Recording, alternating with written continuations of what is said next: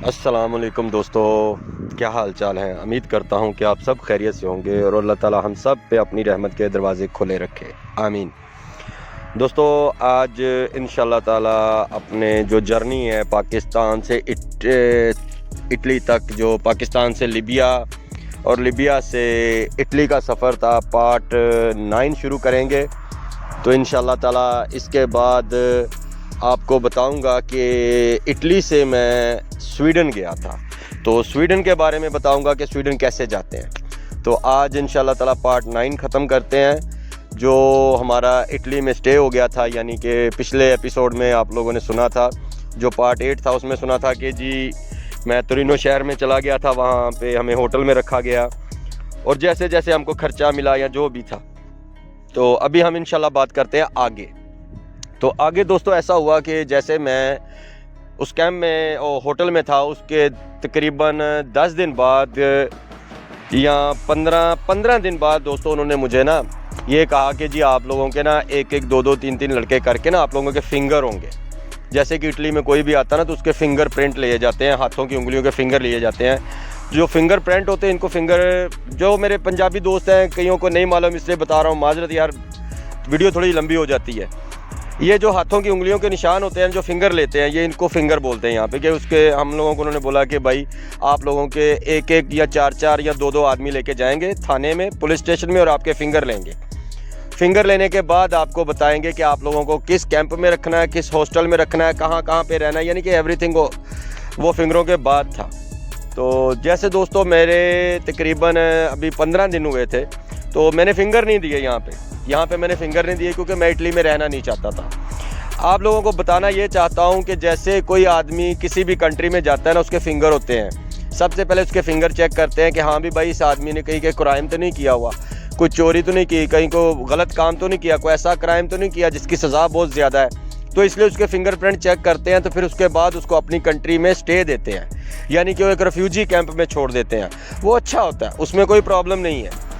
तो दोस्तों ऐसा हुआ कि जैसे मुझे 15 दिन गुजरे, मैंने क्या किया, मैंने यहाँ पे एक दोस्त था मेरा, मैंने उससे यानी कि बात की कि यार मैं यहाँ पे रहना नहीं चाहता, किसी और कंट्री में जाना चाहता हूँ, जिस कंट्री में मुझे यानी कि इंग्लिश जहाँ पे बोली जा सकती हो।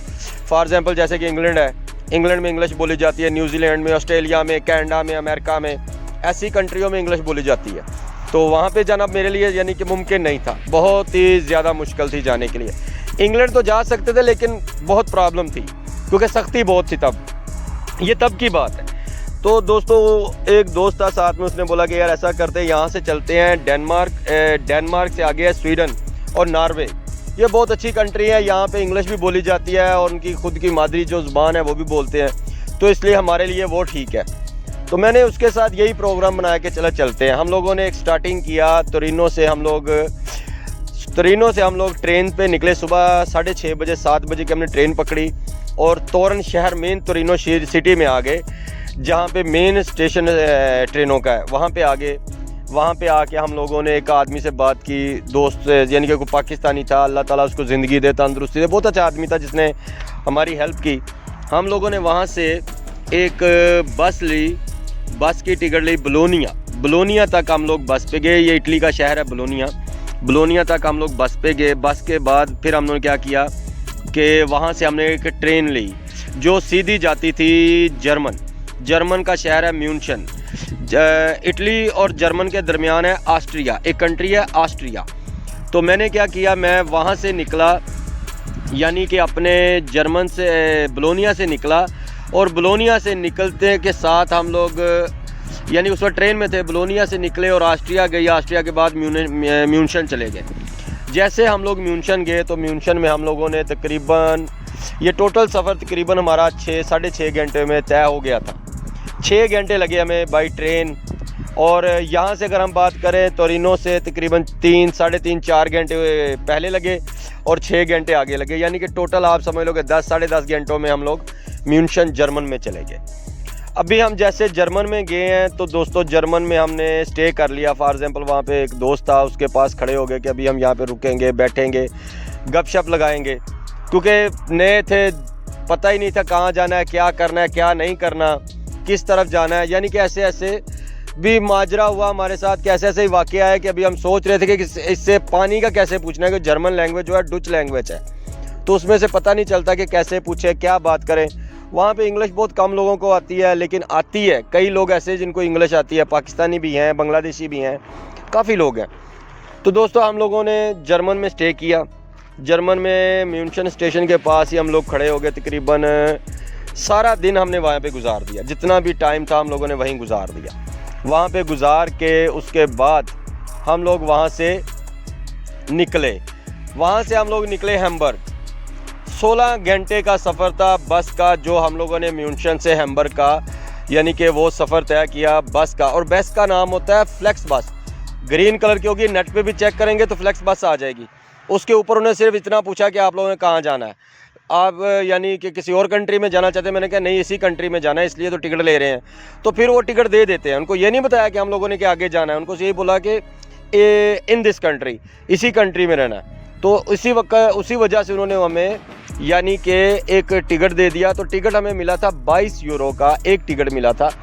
तो 2 लड़के थे हम लोग, 22 यूरो के हमें 2 टिकट मिले, यानी कि 44 यूरो के हमने 2 टिकट लिए।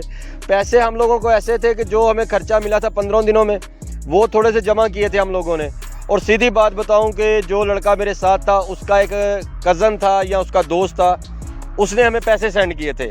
थोड़ा सा खर्चा मर्चा सेंड किया था कि यार अपने पास रखो, आप लोगों को ज़रूरत पड़ेगी, जब आप काम धंधा करोगे तो हमें वापस कर देना, यानी कि कोई ऐसा उसकी बात थी। लेकिन वो लड़का मेरे साथ ही था।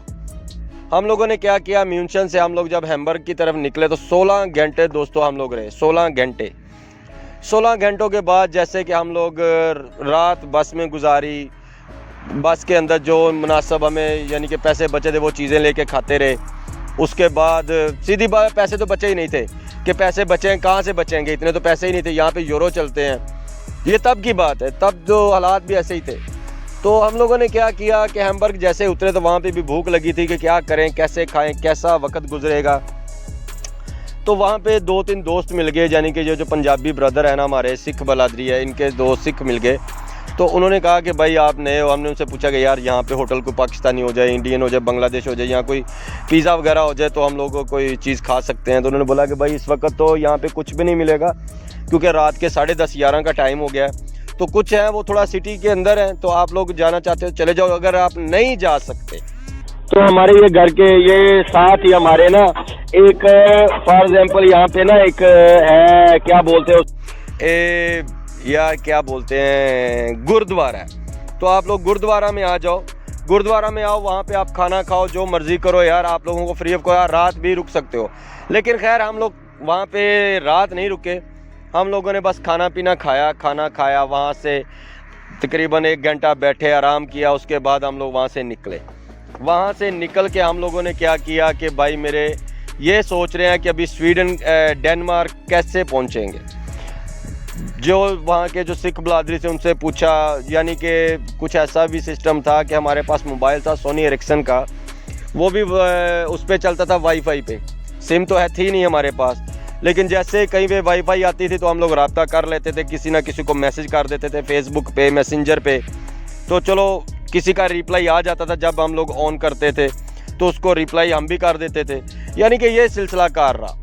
अभी कुछ दोस्तों ने बताया कि जो वहाँ पे लड़के मिले, कुछ दोस्त ऐसे थे, उन्होंने बताया कि आप लोगों को यहाँ से तकरीबन 1.5 घंटे का सफ़र लगेगा बंदरगाह की तरफ, जहाँ पे फेरी बोलते हैं उसको। फेरी का मतलब होता है ये जो शिप होता है, यानी कि बहुत बड़ा बहरी जहाज़ लगा लें, उसके अंदर बसें भी उसके अंदर चली जाती हैं, ट्रक भी उसके अंदर चले जाते हैं, ट्रेनें भी जाती हैं उसके अंदर।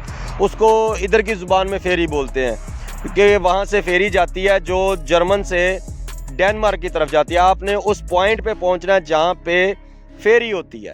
तो दोस्तों आज हम यही बात ख़त्म करते हैं। इंशाअल्लाह ताला बफ़ज़ल खुदा अपने 10वें हिस्से में अच्छे नेक्स्ट बात करेंगे कि डेनमार्क में कैसे गया, या फेरी का अगले वाला हिस्सा जितना भी होगा आप लोगों को बताऊंगा। अगर मेरा भाई आप लोगों को मेरी ये बात अच्छी लगे, आपको कमेंट्स करो, शेयर करो, ठीक है, दोस्तों से शेयर करो। और अगर कोई भी इंफॉर्मेशन चाहिए इस वक्त वीज़े के बारे में तो आप मुझे कमेंट्स करो। मेरे इसी चैनल में मेरा फ़ोन नंबर है एक वीडियो के ऊपर मैंने अपना व्हाट्सअप दिया, वॉइस मैसेज करो, डोंट वरी, मैं टाइम निकाल के उसी वक्त आप लोगों को रिप्लाई करूँगा। ओके जी, अपनी दुआओं में याद रखिएगा। फ़ी अमान अल्लाह। अस्सलाम वालेकुम।